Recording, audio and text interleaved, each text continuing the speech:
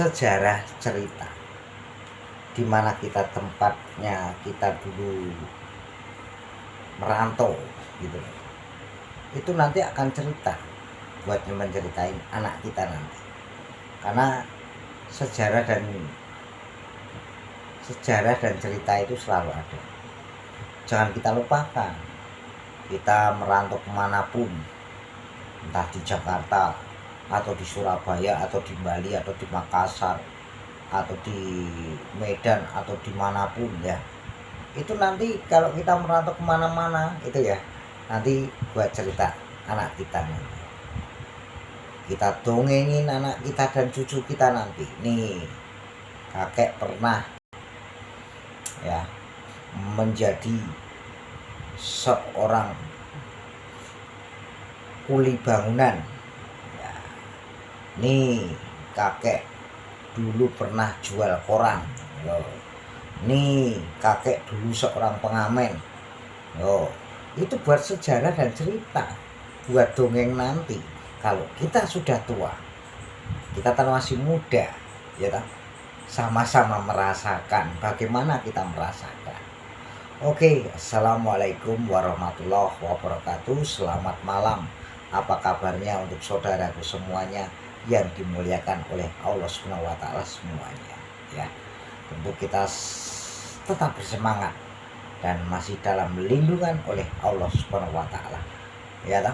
Benar kok. Ya. Dimudahkan rezeki kita, digampangkan mencari kerjaan yang belum kerja supaya dan cepat-cepat bekerja. Saya doakan seperti itu kamu. Ya. Kita itu mempunyai sejarah dan cerita. Ya toh? Kayak ini. Aku pernah cerita tentang di YouTube ini ya. Itu nanti nih masa muda saya ini cerita di media seperti YouTuber ini ya.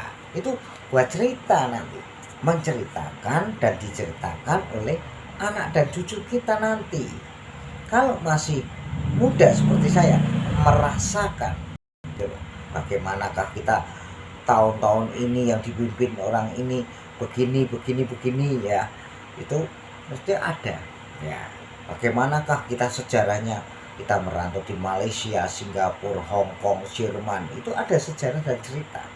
Kalau sudah tua, tinggal menikmati usia tua kita. Itu kalau masih muda seperti ini kita sama-sama saling merasakan gitu loh.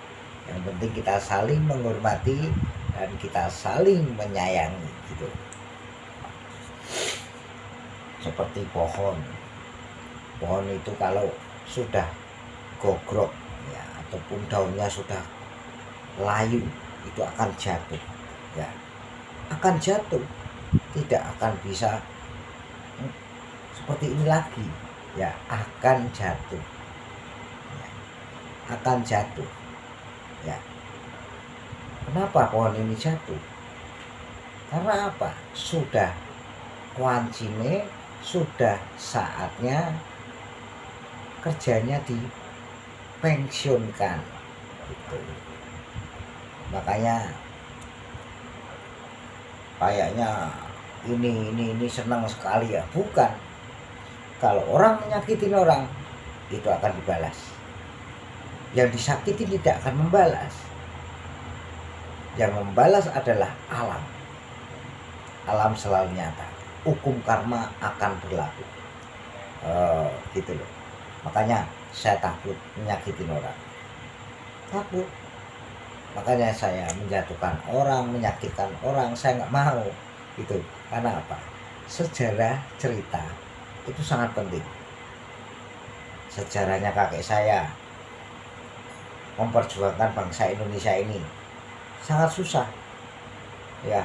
Apalagi kalau saya diceritain, didongengin Mbah Putri saya, Mbah Kakung saya, waduh, sangat-sangat luar biasa.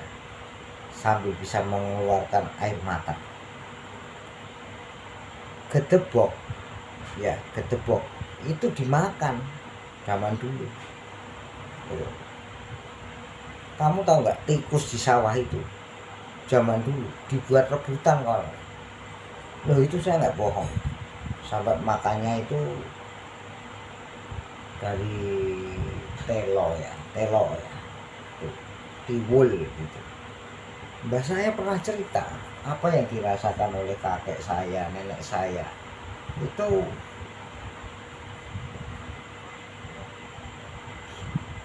membuat hati saya menangis gitu loh.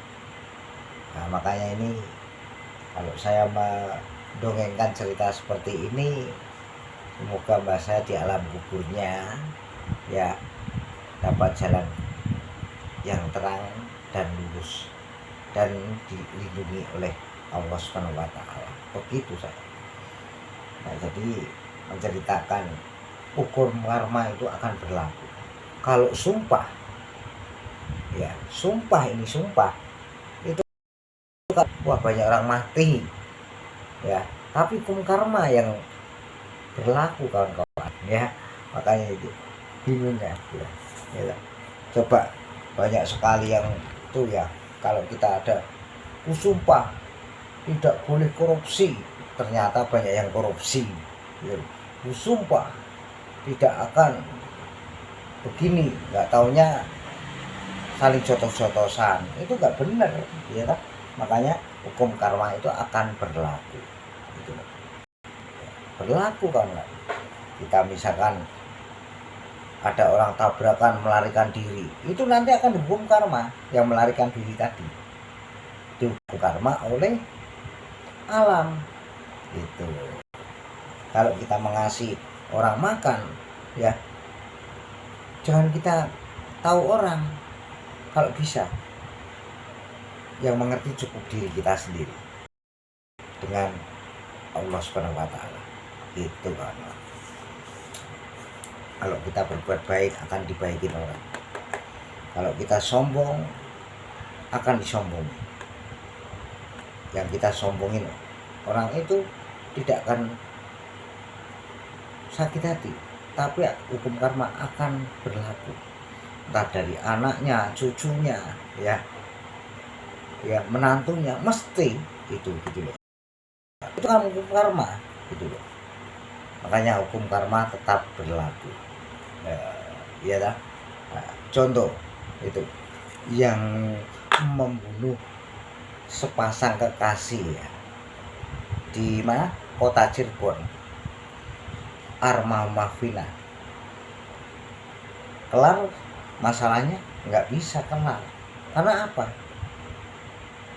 Nggak mau toh masnya, nggak mau toh orang mau dihukum seumur hidup, nggak mau ya.